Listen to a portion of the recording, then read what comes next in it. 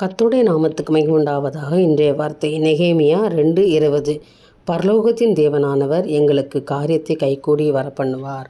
விசுவாசிக்கிறோம். ஆமேன்னு சொல்லுங்கள். எனக்கு அருமையான தேவனுடைய பிள்ளைகளே, உங்கள் காரியம் எதுவாக இருந்தாலும் அது கைகூடி வரப்பண்ணுவார். இன்றைய தினத்தில் நிறைய காரியங்களுக்காக ஜெபிக்கிறீங்கல்ல. வீட்டுக்காக ஜெபிக்கிறீங்க, கல்யாணத்துக்காக ஜெபிக்கிறீங்க, பண கஷ்டத்துக்காக ஜெபிக்கிறீங்க, குடும்ப சமாதானத்துக்காக ஜெபிக்கிறீங்க. எல்லாவற்றையும் ஆண்டவர் கைகூடி வரப்பண்ணுவார். உங்கள் ஜெபம் இன்றைய தினம் கேட்கப்படும் என்பது தான் இந்த வசனத்தை குறிப்பிடுது. கைகூடி வர பண்ணுவார். ஏன்னா அவங்களோட ஜெபம் கேட்கப்பட்டது. கர்த்தர் உனக்கு மறு உத்தரவு கொடுக்குறார்.